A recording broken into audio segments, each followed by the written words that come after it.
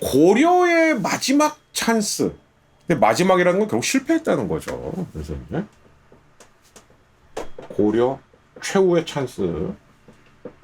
공민왕의 시대예요.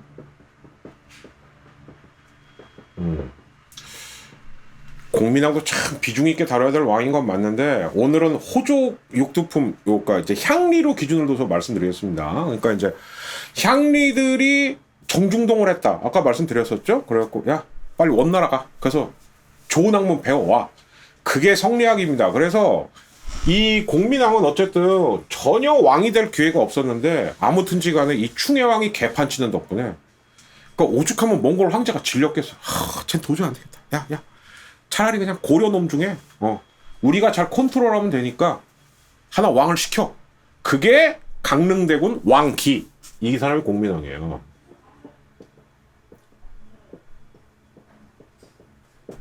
자, 근데 여기 이름이 강릉. 강원도 강릉입니다. 개경하고 너무 멀리 떨어져 있죠? 그죠? 기회가 없었던 거야. 근데 충혜왕이 하도 개판을 치다 보니까 어쩌고저쩌고 기회가 온 거예요. 그래서 몽골에서는 어떻게 했냐. 야, 몽골 공주 하나 붙여주면 되지. 그게 이제 노국공주예요. 노국대장공주. 이제 이렇게 되는 건데. 자, 근데 이제 이 왕기는 생각이 좀 달랐습니다. 뭐냐면은 제 추정인데 왕기는 광종을 벤치마킹한 게 분명합니다. 왜냐? 과거제로 부활시켜요. 자, 그리고 또 하나. 제2의 노비 안건법을 실시합니다.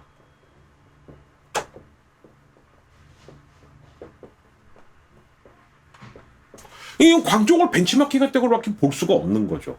그리고 신라의 육두품한테 도움을 받았듯이 공민왕도 과거의 급제한 이 사람들이 드디어 이제 신진 4대부가 되는 거거든요. 자, 그러면서 이렇게 볼게요. 호족은 향리였다가 신진 4대부로 정말 생명력 죽이죠. 그죠? 이렇게 된 거고 육두품은 신라계로 불리다가 문벌 귀족이 됐다가 거의 대부분은 무신정변 때 작살이 나지만 일부 살아남은 문신들은 즉 최이 때 생존한 문신들이죠. 결국 친원파로 획 넘어가면서 권문세족이 된 겁니다. 이렇게 보시면 돼요. 그러니까 사실 이제 육두품 출신들은 끝이 보이는 거죠. 슬슬. 이제 얘는 끝났다. 예, 이제 이렇게 되는 거고. 문제는 여긴데 이 신진 4대부들이 그래서 과거제가 부활했으니까 당연히 이걸로 이제 관직에 진출을 했겠죠. 예, 그래서 이게 정권이 어떻게 이어지냐 하면은 처음에 공민왕하고 보조를 맞췄던 게 이재현. 그러니까 이 사람이 우리나라 성리학의 원조라고 보시면 돼요. 그리고 그 뒤를 이은 게 삼은입니다. 삼은. 자, 이건 시험에 좀 나와요. 이 중에 제일 유명한 은은 포온이죠. 그리고 야은, 길제, 목은 이색입니다.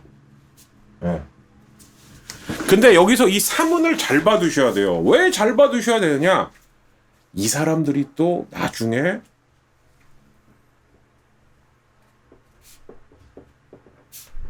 이 사람들이 고려 개혁파의 빅3예요. 고려를 어떻게 개혁하냐? 고려를 불교 국가에서 유교 국가로 바꾸면 된다. 즉 고려라는 국호는 그대로 가자는 거죠. 에?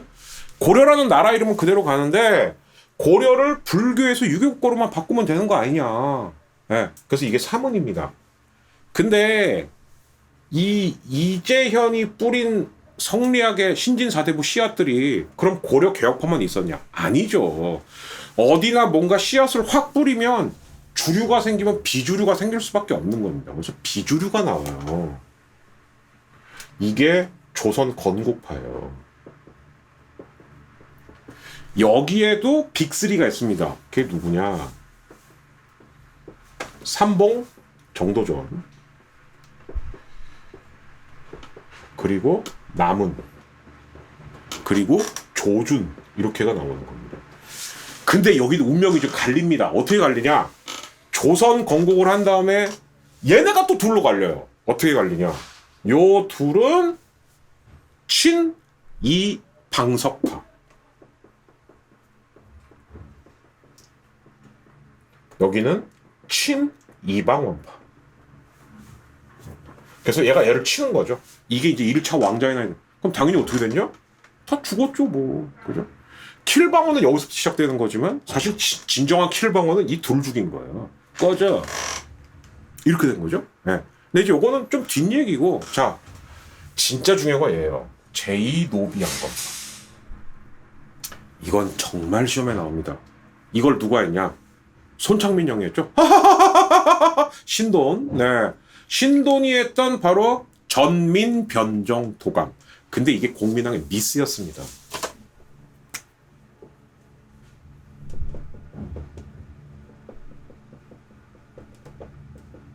이거요. 차이는 딱 하나야. 뭐냐? 노비안검법은 법으로 통과시킨 거고 전민변정도감은 이게 특수기구입니다. 그래갖고 야, 와. 너 원래 평민이었어? 예. 증명할 수 있어? 예. 그럼 땅 돌려주고 너 노비 해방. 이렇게 한 겁니다. 똑같죠? 예. 근데 문제는 뭐냐? 신진사대비 여기서 불만이 생겨. 아니 그것도 우리한테 맡기면 되지. 왜 저거를 땡중한테 시키지? 왜냐면 신도는 어디서 온지 좀 사실 근본이 없는 승려였거든요. 그냥 공민하고 옛날부터 좀 친했다. 근데 신진사대불이 볼 때는 저씨 저 뭐 가문도 없고 저 뭐 뿌리도 없고 저 뭐하는 놈이야? 예. 네. 그러니까 이걸 권문세족이 집요하게 파고든 거야. 야. 니네 우리 싫어하는 거 아는데 야 저게 저건 동지라고. 너 신돈 싫지? 응 싫어. 일단 우리랑 손 잡자. 그래서 결국 어떻게 됐냐? 공민왕의 개혁이 실패했던 가장 큰 이유는 뭐냐면 신진사대부하고 신돈이 불화가 생길 때 권문세족이 파고든 거고 여기에 개인적인 게 하나 더 붙죠. 공민왕의 부인인 노국대장공주가 출산을 하다 죽습니다. 그래서 공민왕이 이때부터 약간 정신병적 증상을 보여요. 처음에는 우울증이었는데 나중에는 이게 뭐가 되냐면 관음증이 됩니다. 이걸 영화 소재로 만든 게 그 진모가 또 그 쌍화점이에요. 조인성, 송지효, 주진모 나왔던 그 쌍화점. 예. 그 공민왕 암살 소재로 다룬 그 거의 실제입니다. 예. 거기서 그 조인성 씨가 맡았던 홍륜 역할. 예. 그게 실제로 공민왕을 암살한 사람 맞고요. 그러나 어쨌든 개인적인 디테일한 거는 뭐 여기서까지 그런 거 나중에 얘기할게요. 예, 아까 충해왕, 우왕, 예, 요거 쌍화점, 예, 요거 시리즈입니다. 예, 죽이죠. 근데 이제 나중에 한 걸로 하고. 그러나 어쨌든 공민왕 개혁의 가장 큰 실패 원인은 뭐냐?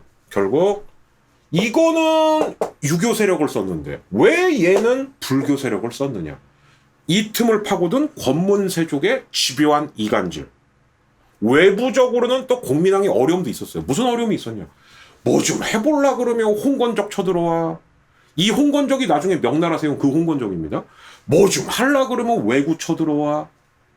그리고 공민왕 때의 가장 딜레마는 뭐였냐? 원이면 원, 명이면 명. 확실하게 누군가가 있어야 되는데 이 바뀌는 시기였어요.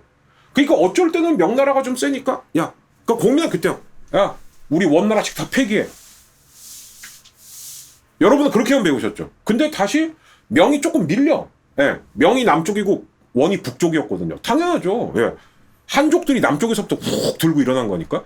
근데 일시적으로 또 명이 밀려. 그러니까 주원장이 밀리면 원나라가 왔고, 야 공민왕 너 어떡할 거야? 죽을래? 이러면 또 이제 예 다시 원나라로 복귀하겠습니다. 이랬어요. 계속. 예. 그래서 정리를 좀 해보자면 공민왕이 실패한 가장 큰 이유는 결국 제가 봤을 때 유교, 불교 세력을 다 쓰려고 했다.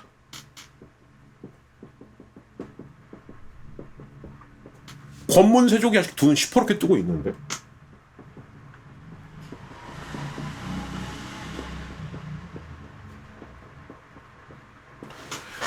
옛날로 한번 비교해볼까요? 그러니까 옛날에 그 한나라당 시절에 선거를 하는데 민주당하고 그 당시는 뭐 통합진보당 둘이서 후보 단일화를 해야 되는데 후보 단일화 못 하는 거야. 그래서 경기도지사 김문수가 당선되고 유시민 떨어지고 심상정은 계속 사표 나오고 이런 상황이라고 보시면 돼요. 예. 그게 아마 2012년 지방선거가 그랬을 겁니다. 예, 딱 그 상황이죠. 그러니까 어떻게 보면 권문세족이 정말 집요하게 이용을 잘 파고 들어온 거죠. 야, 니네 니네 싫잖아 막 이러고. 그러니까 이게 거기다가 이제 그 공민왕의 개인적인 정신질병 그리고 뚜렷하지 않은 국제정세. 근데 사실 이게 결정적이에요. 북쪽은 홍건적, 남쪽은 왜구. 왜 이게 결정적이냐? 특히 왜구를 물리칠 때 영웅 2명이 나오게 됩니다. 이게 바로 최영과 이성계예요.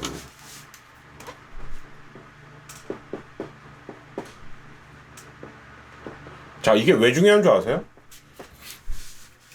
이게 공민왕이 죽을 때 어차피 신도는 제거됩니다. 공민왕도 사라져요. 그럼 남은 건 뭐냐? 결국 권문세족하고 신진사대우만 남은 겁니다. 이제 진짜 둘이 다이다이로 붙는 거예요. 누군가 선택해야 되잖아요. 그죠? 근데 여기서 정말 놀라운 일이 벌어져. 결국 가문 따라갑니다. 최영래는 상당히 명문가였어. 저 신진사대부 저 지방 향리 새끼들하고 또 내가 내 격이 좀 안 맞는 것 같고. 그리고 어쨌든 간에 나는 공민왕의 아들이 우왕을 사수해야지. 아무리 우왕이 우왕굿 이래도 왕은 왕이잖아. 그리고 실제로 막판에 우왕이 어떻게 하냐? 최영의 딸을 강제로 자기 부인으로 또 맞이를 합니다. 그러니까 우왕은 최영한테 매달렸던 거예요. 나 좀 살려줘. 제발 나 좀 살려줘. 그래서 권문세족 쪽이 자연스럽게 최영이랑 결합을 하고, 이거 뭐 선택의 여지가 없죠. 신진사대부는 뭐 이성계나 우리나 뭐 집안 별 볼 일 없는 건 비슷하지. 뭐 이성계 뭐 옛날에 이방 때 튀어갖고 함길동가 거기 있다가 뭐 이렇게 쌍성총관부 문연. 그러니까 가문별로 짝이 이루어진 거예요. 이게 신진사대부입니다. 네. 그래서 그 다음부터는 여러분들이 알고 계신 내용 그대로예요. 어떻게 됐냐? 결국 이 둘이 으르렁 대고 싸우다가 어디서 빠그러진 거냐면은 바로 이제 이성계의 그 유명한 유턴 사건, 위화도 해군이죠.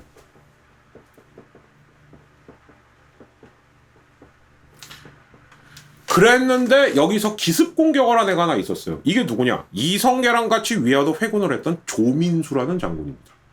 조민수가 이성계랑 할 때만 해도 같이 나도 뜻을 같이 하겠어 이랬다 갑자기 권문세족이 일로 와. 그러니까 하긴 내가 이성계보다 못할 게 뭐가 있어. 그러니까 이성계는 굉장히 서러웠던 거예요. 계속 너는 가문이 별 볼 일 없어.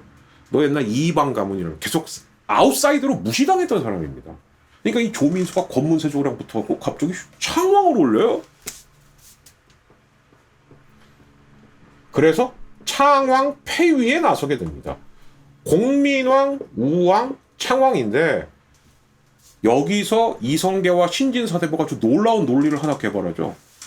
얘하고 얘는 공민왕의 아들이라고 볼 증거가 확실하게 없을 수도 있다.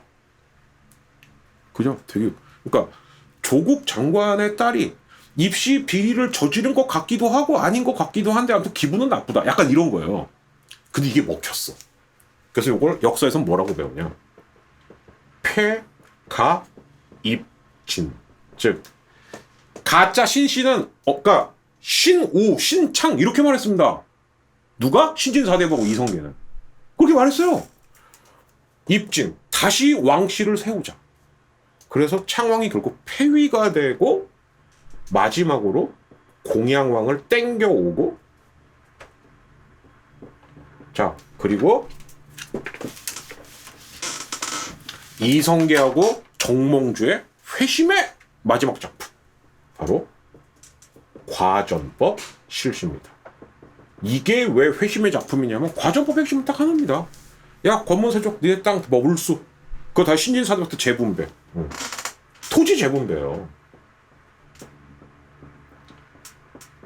역사의 핵심은 결국은 다 이게 이권이거든요. 그럼 신진사대부도 야 여기서 정치 권력을 얻었으니까 그럼 이제 경제 권력 좀 얻어야지. 오케이, 그럼 과점법으로 해줄게. 자, 그런데 여기서부터 이 향리들이 슬슬 갈립니다. 어떻게 갈리냐? 아까 말씀드린 그대로예요. 이성계를 세왕으로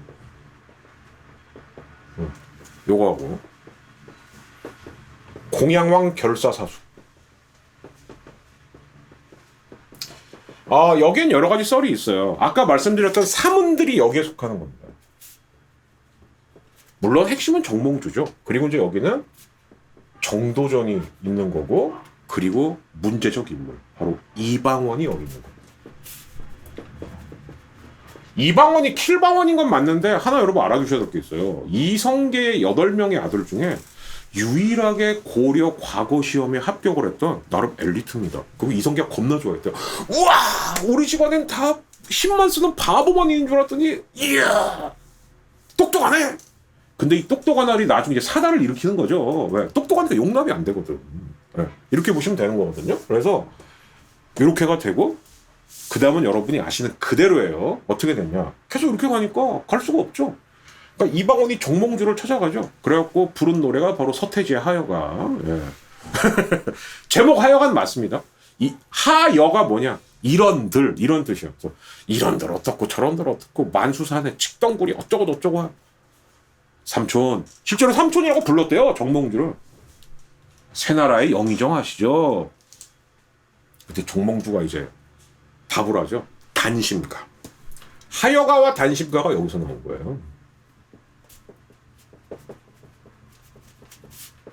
이 몸이 죽고 죽어 100번 고쳐 죽어도 뭐 100골이 진토가 돼서 넋이라도 있고 없을 테니까 닥치고 그냥 꺼져. 아니면 날 빨리 죽이든가. 그래갖고 이제 정몽주를 그냥 삼촌 죄송해요. 예. 제 부하 조용규 시킬게요. 철퇴로 빡. 예. 나중에 얘기도 하겠습니다만 왜 간혹 사극에 보면 철퇴가 이렇게 쇠사슬로 매달려갖고 그게 빙빙 돌. 그건 중국 철퇴고요.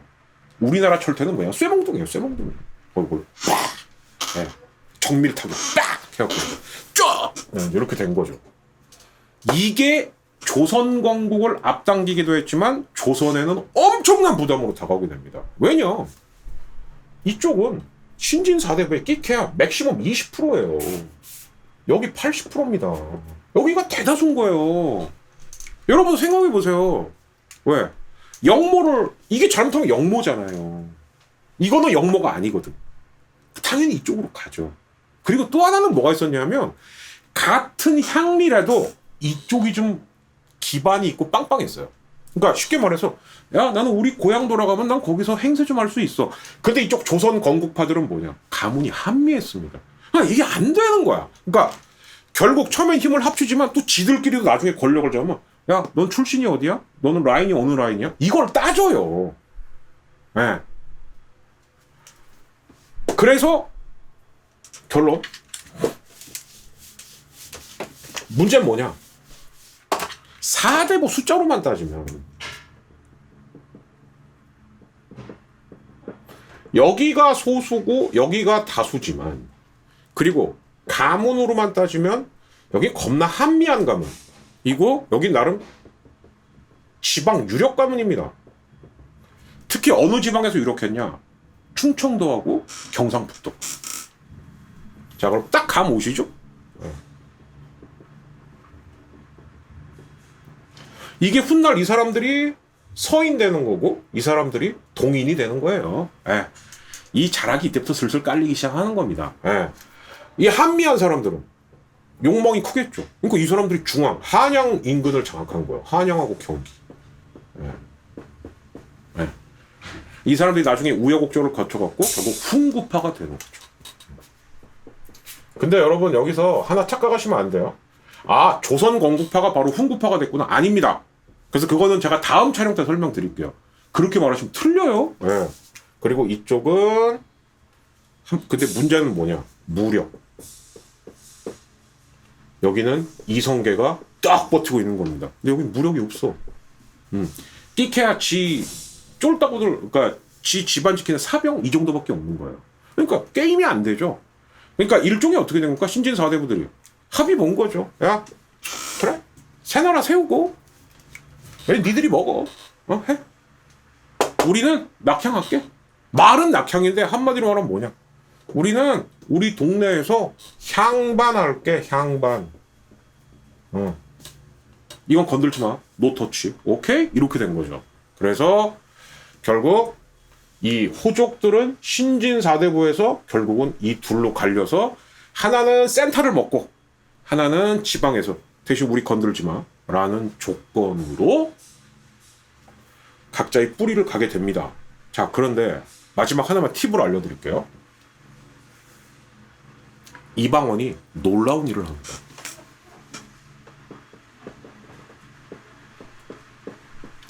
정도전을 1차 왕자인한 때 제거한 다음 누굴 미친 듯이 띄웠냐? 이게 정몽주예요. 정도전은 싹 지워버리고 그 자리를 정몽주로 놓고 거의 우상화 작업을 합니다. 다목적 포석이 있었겠죠. 정도전을 지우고도 싶었고, 그리고 이방원은 정몽주를 진짜 신처럼 띄우면서 와 미안했어 그때. 에이 그땐 어쩔 수 없이 내가 킬을 한 거고 그냥 살인파는 꿈쩍도 안 해. 웃기고 있네. 그건 네 생각이고. 그래서 이방원이 그렇게 손을 내밀었습니다만 얘네는 100년간 딱 또아리를 틀고 안 가요. 자, 그럼 다음은 누구 얘기가 나올 거냐? 이거 100%죠. 이방원, 세종, 그리고 성종. 예, 요런 식으로 이제 다음 녹화 때는 한번. 왜? 이들의 전쟁은 이제 시작이거든요. 예. 이제 얘네 하나 없어진 겁니다. 진짜 지겨우시죠? 근데 이게 우리나라의 뿌리예요. 어쩔 수 없습니다. 더 가다 보면 나중에 좀 민감할 수 있어. 씨발, 우리 할아버지 친일파인가? 예, 거의 맞으실 거예요. 이렇게까지 나오는 거니까, 예, 그거는 5월 저희가 말쯤 촬영할 예정이거든요. 그때 또 뵙는 걸로 하겠습니다. 자, 여러분들 날 무지 더운데, 아무튼 잘 보내시고요. 예. 지금까지 공수교대 박진행이었습니다. 감사합니다.